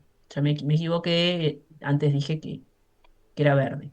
Bien, entonces. Supongamos que yo necesito además que me diga que la campera era roja y el pantalón era azul. Bueno, insisto, señor testigo, quiero preguntarle sobre el resto de las prendas que vestía. ¿De qué color era el pantalón de jean? Y no me acuerdo. No, pero esfuércese, esto es muy importante, el jurado tiene que intervenir, se tiene que hacer justicia, supongamos que yo le digo eso. Es que no me acuerdo. Bueno, solicito, señor juez, trabajar con la declaración previo traslado a la contraparte. ¿Por qué motivo? Me va a decir el señor juez. Y porque evidencio un olvido. Ahí sí se olvida porque él te dice no me acuerdo. Y ahí es el mismo procedimiento con la diferencia de que en vez de leerlo en voz alta, al ser un olvido, lo va a tener que leer para sus adentros. O sea, nadie más se puede enterar. Tiene que leer esa parte. Bueno, le dejas que lea y le preguntas, bueno, señor testigo, ahora que leyó su declaración, que obviamente tiene ciertos pasos, después lo vamos a ver bien, pero vamos al punto. Eh, ahora, quiero preguntarle si de acuerdo a lo que usted leyó, si ahora recuerda de qué color era el pantalón de jean o la campera, no me acuerdo qué dije. Ah, sí, ahora lo recuerdo, es un jean azul. Bien, continuemos. Ahora quiero preguntarle por la campera. Bueno, a ver, para la fiscalía o sea, no es cualquier olvido o cualquier contradicción. Se tiene que tratarse de elementos que son sustanciales para la acusación. Tal vez en otro caso, cómo se viste una persona no sea relevante, pero en este caso, en un caso de cuasi flagrancia, en donde una persona es aprendida en la vía pública por haber cometido un hecho criminal, lo único que lo vincula con el proceso, supongamos que no le encontraron los efectos sustraídos a la víctima, que no le encontraron dinero y nada más, y que lo único que tiene es la vestimenta es un elemento esencial. De hecho, te diría que es todo el caso de la fiscalía, de los casos de flagrancia. Entonces, sí o sí, ese procedimiento lo tienen que aplicar. Pero bueno, no los quiero llenar de información ahora, a pesar de que está buena la pregunta. Esos pasos los vamos a tener que ver en las clases que se siguen. Entonces, nos queda ver declaraciones previas para esos motivos. Nos queda ver también lo que es contraexamen. Nos queda ver testigo experto antes y peritos, que algo ya vimos igual. Nos queda ver objeciones y alegatos de clausura. O sea, son varios temas, por lo menos 3 o 4 temas que tenemos que ver y por ahí tratar de meter alguna práctica como para que ustedes se puedan afianzar, ¿sí? O sea, por eso mi idea era más tirar el caso para el lado de septiembre y demás. Bien. Así que, bueno, la verdad que les deseo unas felices vacaciones. Cualquier consulta o duda, voy a estar a disposición, no tengo problemas. sí vayan leyendo el caso y familiarizándose con lo que trata. eh, Aun cuando les toque ser defensa, no importa, vayan viendo, de acuerdo al caso, qué plantearían ustedes si fueran fiscales, también para entrar en esta dinámica de decir, bueno, yo estoy a cargo de la acusación, de acuerdo a este hecho, ¿qué le imputaría? Bien, así, después, bueno, cuando definamos los grupos, estaría bueno ver eso, porque eso también me permite que adecuar el hecho a una figura típica. Y eso también está bueno, digamos, para uno, porque hay cuestiones que son debatibles, ¿sí? Sobre todo cosas que están vinculadas con género, hay cuestiones que todavía se discuten que tienen que ver con los agravantes. Los del inciso uno con los del 11 si se autoexcluyen, si no, bueno, por citar algunos ejemplos, ¿sí? Pero está bueno que ustedes vayan trabajándolo desde sus respectivos domicilios. ¿Bien? ¿Qué más? Bueno, les voy a compartir el video de hoy, que me parece que está bueno, o sea, véanlo porque tiene, después de este fragmentito se va a venir el contraexamen, como si después lo quieren ver, este juicio entero está buenísimo, como para que ustedes se vayan familiarizando. Eh, y bueno, cualquier cosa estoy a disposición, ¿sí? No me dejen, y si me dejan avísenme así Ah, puedo, no, así puedo programar las actividades, ¿eh? bueno, que tengas Sí. unas lindas vacaciones también. Bien, bueno, Hasta ustedes luego, también. profe. No. Hasta luego, chicos. Un gran abrazo. Chao, profe. Buenas Los, vacaciones. Pásela lindo. sí, los espero, Chao. ¿eh? Miren, les voy a escribir Sí, un día sí, antes sí. de arrancar, les escribo. Dale, entonces, dale. Ahí vamos a estar. Gracias, Chao, chao. Vero. Nos Buenas vemos. Felices vacaciones. vacaciones. Buenas vacaciones a todos.